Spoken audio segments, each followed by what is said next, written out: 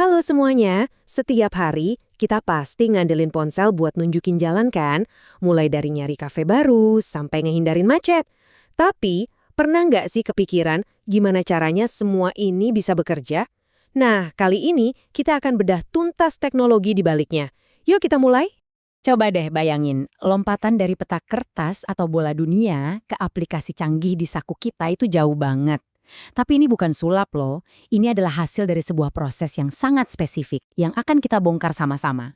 Ini pertanyaan yang kelihatannya sepele ya, tapi jawabannya itu seru banget. Kemampuan ponsel kamu buat ngitung rute, ngira-ngira waktu tempuh, dan bahkan tahu di mana letak sebuah gedung, itu semua bergantung pada satu konsep kunci. Dan konsep kunci itu namanya digitasi. Gampangnya gini, digitasi itu adalah proses yang mengubah peta dari yang tadinya cuma gambar biasa jadi sebuah database pinter yang bisa dibaca sama komputer. Jadi intinya, proses ini tuh ngubah foto atau gambar yang secara teknis kita sebut data raster menjadi sesuatu yang lebih pinter, namanya data vektor.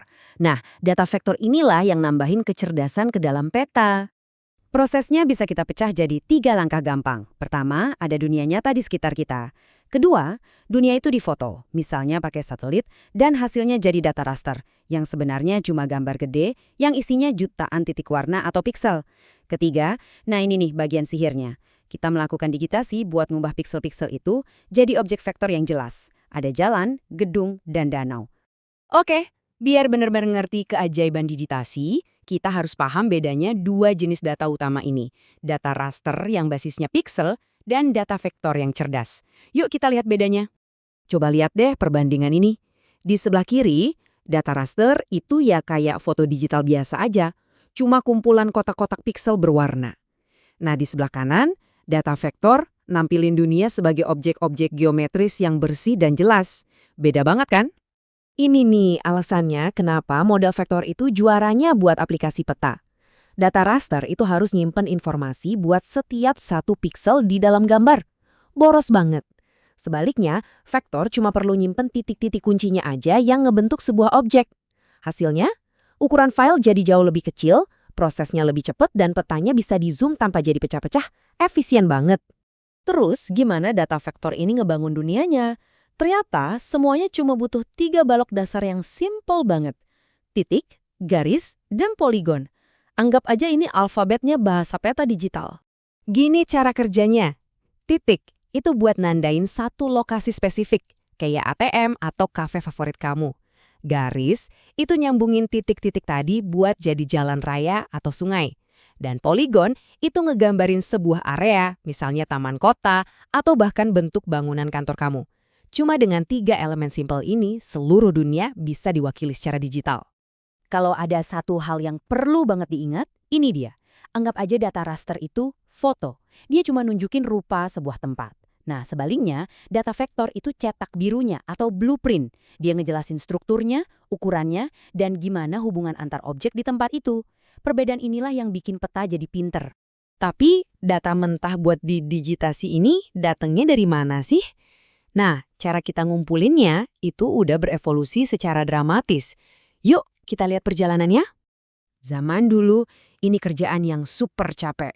Dilakukan dengan survei manual di lapangan. Terus, muncullah satelit dan boom, semuanya berubah. Kita jadi bisa ngintip bumi dari luar angkasa. Dan hari ini, ya teknologi GPS di ponsel kita inilah yang bikin data ini bisa diakses sama semua orang di mana aja. Nah, ini dia bahan mentahnya. Citra satelit yang detail banget kayak gini adalah data raster berkualitas tinggi.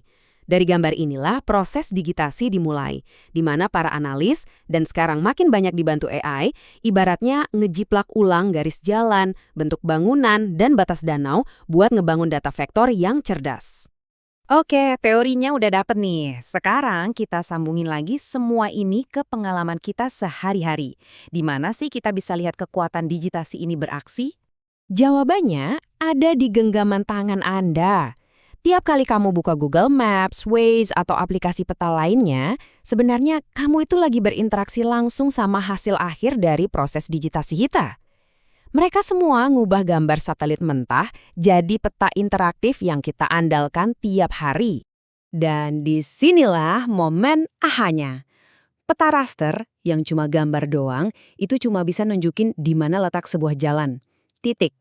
Tapi peta vektor hasil digitasi bisa ngasih tahu aplikasi kamu, hey, ini tuh jalan raya, namanya Jalan Tamrin, batas kecepatannya 60 km per jam, dan dia nyambung ke jalan-jalan lain. Kelihatan kan bedanya? Jadi, intinya gini. Saat aplikasi peta kamu bisa nemuin jalan pintas tercepat buat kamu, itu bukan kebetulan. Itu bisa terjadi karena petanya udah didigitasi, diubah dari gambar datar jadi semacam database jaringan jalan yang pinter, yang bikin komputer bisa menganalisis semua kemungkinan rute dalam sekejap mata.